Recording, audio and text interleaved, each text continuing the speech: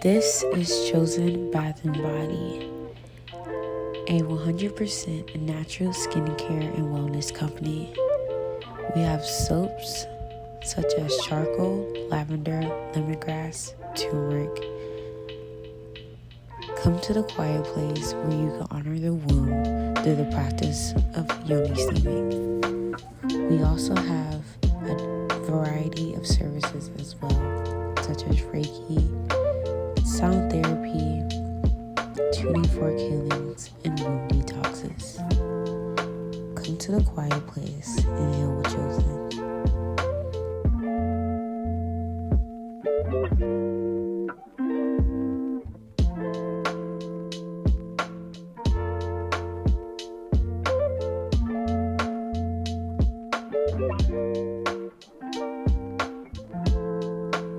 The journey. We tryna get that money. We want that steady flow. Even in the rain or sunny. This is how the story goes. We getting money now. We wanna show you how. Can't let the family down. Welcome to the journey now. You do a little something, fix that note. Hey guys, welcome to the journey. My name is Mike Jackson. I'm the owner of the show, one of the producers. I'm very goofy, so people think I'm funny, but forget everything I'm saying. Do I already know these questions? Y'all ain't gonna just ramsack me, are y'all? My journey is, to be honest, my journey is music. You see, you just threw me off because I was waiting for you to say, what's your name?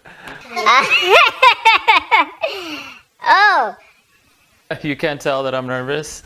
I am still a little nervous. I think I can mask it well, but maybe that'll help me later. You know when I'm on that Grammy stage?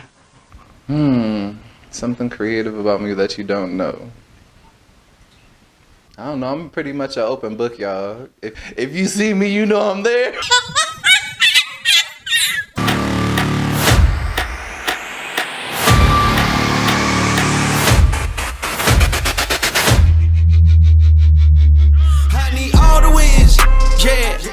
I'm gay, Mom. It doesn't make any sense. What makes you think you're gay? I know, I'm gay. Better move out the way, cause I'm coming with harder hits. My head is as hard as a brick, but I'm harder than all of this. And it's hot, obviously. Yeah, really hot. I am about to start filming this short film that I wrote, and I would love for you to be in it. So how many do you plan on making? Well, I have 30 written so far. I don't trust people in their dirty dicks, like I can't. That's how I get it, success ain't no given. Some days I don't hear, I don't say. When I'm focused, I'm dangerous, down, wonder when I'm anxious. Next request, just keep it down just a little bit, if you can hear it from outside, sit down. We're gonna have a problem. You have nothing to say. I've been in it, I don't need to brag. I guess that's what happens when you taking care. Let's look at American news. That can't happen. Problem ain't perfect, let them watch me elevating.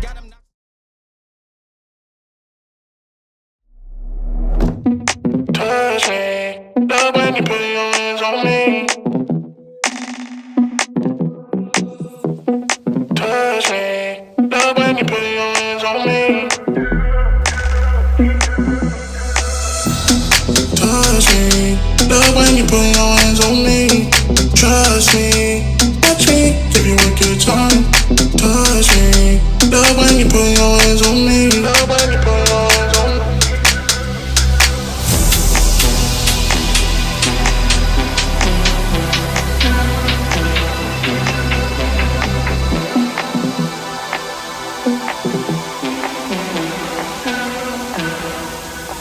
Give you a good time.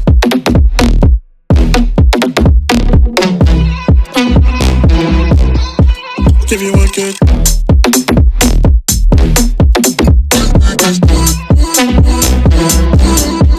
Give you a good time.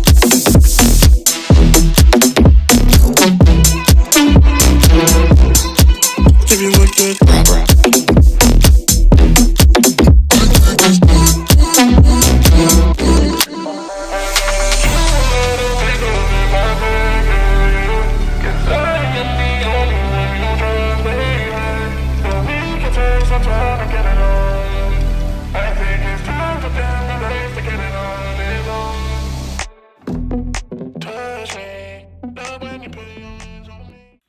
Yeah, this is Terrance Styyles, cast member of, guess what? You know it is. Set it off. Atlanta, ATL. So I'm coming before you because there is a new show that I have executive produced. It's a talk show. It's called The Manual.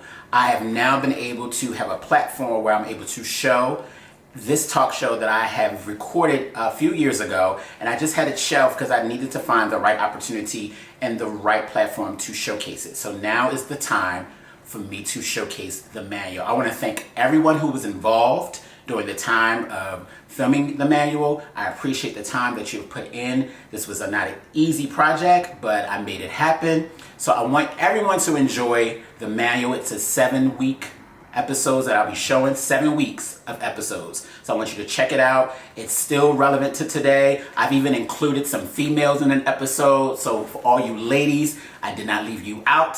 So I thank you so much for supporting not only just Set It Off, not only me, but also I want you to support The Manual. I want you to like it. I want you to comment. I want you to share. It is something to watch. All right. And if you enjoy it and you want me to come back with more episodes, please, by all means, hit me up and let me know, and I'm sure that we can probably make that happen, all right? So thank you so much for watching all 7 episodes of The Manual. Take care. Peace.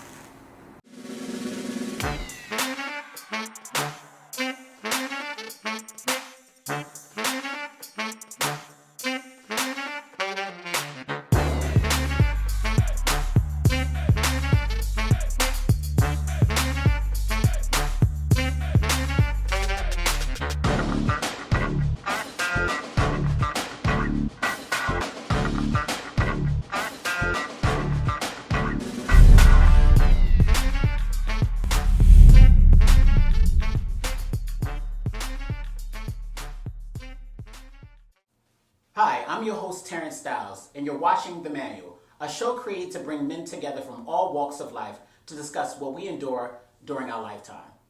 You know, sometimes we go through economic statuses, difference in education, we have a difference in religion, and most importantly, we have a difference in sexual orientation. But Jerome, Donald, and JB and I will discuss his story. It's important to speak your truth, even if your voice shakes. Gentlemen, thank you for joining me. You know, his story is important for our community, especially as African American men, whether we're heterosexuals or homosexuals. So for me, and I'm going to start way far to my left with you, Jerome, describe your story, describe his story to our viewers who are watching The Manual currently. What is your story? Well, a little bit about me. I am heterosexual. I was born in a home of a divorced home. Mother is a pastor, so I was born in a religious home per se, and with different religions, whether it was holiness,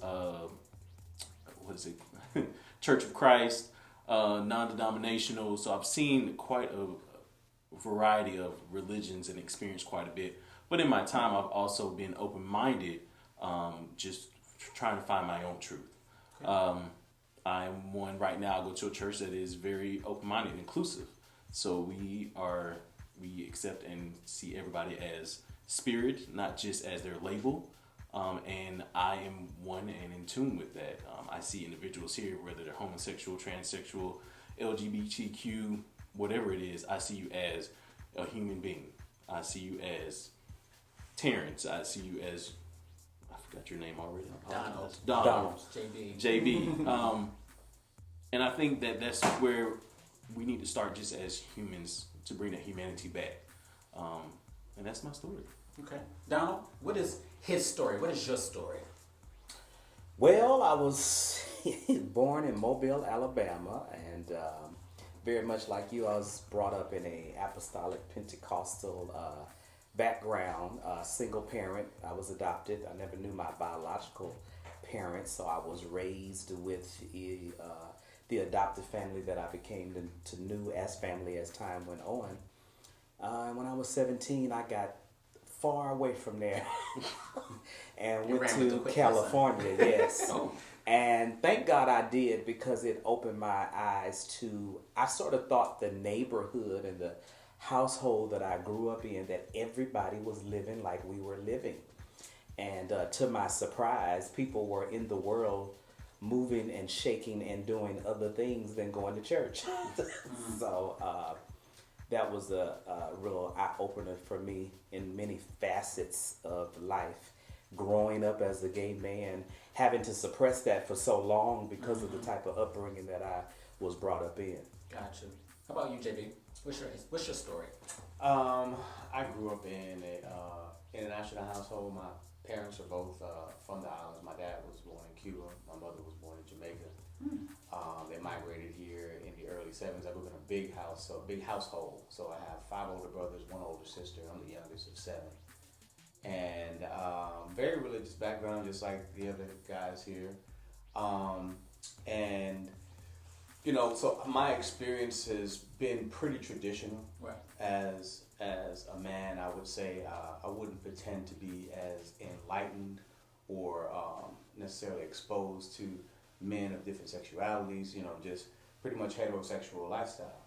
But I do see, you know, internally I can tell just from the demonizing way that it's being treated, you know, or being displayed in a lot of ways is just not right. Right. And I feel like, you know, you can sit back and watch it happen, right, or you can try to break that cycle. And I'm about that, try to, you know, break the cycle, learn, expose myself, just be a little bit more, you know, open to different things. So that's kind of the household I grew up in. The church I go to now, Fellowship of Love in Fayetteville, Georgia, is very, very open to being a non-judgmental church. I grew up in a very judgmental church, just in all aspects of church life. I can talk about, you know, teenage girls getting kicked out the church, and you know, church, we don't want this in here, we don't want that in here, and it just seemed like, you know, that's just not the environment that a church should be. So, okay, so Jenna, I'm gonna give you a little brief overview about myself and the viewers. So I grew up in a single parent home. Actually, my parents, they did things right, as quote unquote. They got married. They was high school sweethearts. They got married at a very young age. I think my dad was 22, my mom was 23, and then they got married. Had me at 24, 25, and then I guess they realized that they should have never got married at the age that they got married, and so my parents split. I think I was probably like 5 or 6, or what have you, and so then they got a divorce. I think as I got a little older, maybe like 9 or 10. And I didn't really have a close relationship with my dad. I knew my dad, obviously, but it was difficult to formulate a relationship with him because at times that he would come and get me, it would always be, asking me where you want to go. Instead of saying, okay, Terrance, this is what we're doing. I'll have to work one Saturday, but I'm going to take you to your grandmother's house, pick you up if I get off of work, and then we're going to spend time together. It was never like that. It was like he went off of what I said and then proceeded. Because of a little kid, 9 times out of 10, you're going to say, I want to see my grandmother if you have a good relationship with your grandmother, which I did. And so time went along. I put my dad on the pedestal. I blamed my mom for the demise of their relationship and my dad not being around. And then my mom and I clash heads all the time. And then eventually I realized the whole situation. I realized that they both played a part and nobody was innocent, but nobody was really guilty. It just didn't work out. And so now, speeding up, I have a cordial relationship with my dad. The first time I heard my dad say that he loved me when I was 35. I never heard it come out his mouth before. And I think it's probably maybe some few months or a year before I moved to Atlanta that he told me that. I think it was during the holidays, if I'm not mistaken. Blew my mind away. Like, I was actually like astonished. I was gagging, as we would say. But we're cordial. My mom and I, we've had a lot of bumps in the road. We've always remained close, but we had a lot of bumps in the road, and we have a wonderful relationship as well. So I grew up in the church. I wasn't super duper religious, but I grew up in the church. I was a church boy. But then as I got older, I knew that religion wasn't for me. I knew the foundation of a church wasn't for me. So I became more spiritual and had a one-on-one relationship with my Heavenly Father. So my history has kind of formed me to the man that I am today because of being an only child. I was a latchkey kid. And for those that don't know what a latchkey kid is that when your parents, i.e. my mom was a single parent, you have the responsibility to let your own self in the house. You're responsible to have your key to get in. You don't let nobody in the house when your mom's not home. I had to learn how to cook. I had to learn how to, fold clothes, wash clothes, iron. I had to learn to do all those things at probably like 9 years old. And so a lot of times I feel like I grew up faster than I was supposed to. So a lot of times people, when I meet people, they look at me and they think that maturely. But when they see when they hear how old I am, they're like, "But you don't look your age, but you are mature for your age." So it was like a combination of the two. So right now, I've come across a lot of things that I've inherited from my mom, but also things that I have created in through my own self. And what I realized is that I'm OCD. Like I knew I was, but I'm like severely OCD. Like it's like right now, how these mugs are sitting. If it felt like it was not natural to me, I would move it to where I felt it needs to be natural. Like it's to the point where I have to check the stove at least 3 or 4 times before I leave the house. I have to check the knob to the door at least 3 or 4 times before I leave the house. Like sometimes when people take showers, they leave the shower curtain back. I have to pour it forward because I don't like people. If somebody was to come in my bathroom and the shower's exposed, like I don't. It's just stuff like that. I don't like water around the sink. It's just weird. It's just stuff that people might find weird, and some people may not find weird. But that's just. I realize that and I get anxiety from it, like severe anxiety. It's crazy. I never knew how severe it was until probably about a few months ago, because I had a situation where the house that I live, I had trying to be a nice person, lending somebody to stay, and I didn't realize that how severe it was until those moments, and I was like. Well, I feel like I'm taking care of a child, or I have to wash behind somebody. But they said, "Well, I wash," but I was like, "Yeah, not so much. Like it's still like residue in the pan, still residue in the cup. That's not clean." But anyway, that's part of my history. So I appreciate you guys to just explain a little bit of your story or what have you. So you sat me in between two straight guys. I'm just getting confirmation. I mean, it's a balance. It's a balance. It's a balance. It's a balance. It's all love. It's interesting. It's all love. Anybody can chime in this. So I want to pose this question: is there anything about your past that you have not yet let rest? You know what? I'll start first. So what I didn't let rest is about myself. Like I was bullied growing up. I was bullied at this time I didn't know I was gay, but that I wasn't like everybody else, and also that I was abnormal. I felt that I was abnormal. So to me, it just felt like I wasn't good enough. I didn't know my worth. I didn't know any of those things. So those things I had to fight with and actually had to let rest to know that I am good enough and I can proceed to be who I am despite what anybody else thinks. So that's what I have to let rest. How about you? For me, I would say my relationship with my mother. We are very similar to like your story. Our relationship is fractured. It's been many bumps in the road. And I feel like there has been a lot of stuff that has not been expressed or let out about her decisions and what she's made. And if I feel like if I question her, there's going to be another setback in our relationship. For one instance, I grew up playing 2 sports, dual athlete, baseball and basketball. Had an opportunity coming out of high school. I had a relationship with an athlete that played at Georgia State. He was a baseball player there. So my plan was to go to Georgia State and play there. I had the opportunity to meet the coach, whatnot from there, but I also had a girlfriend who went to Georgia State. Now, my mother, she had a kid at 18. My older brother, I have 2 brothers. My older brother who's just turned 46.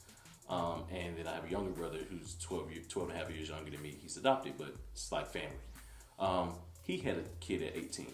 So I understand my mother's decision making that she didn't want me to go to that school, but it's communication.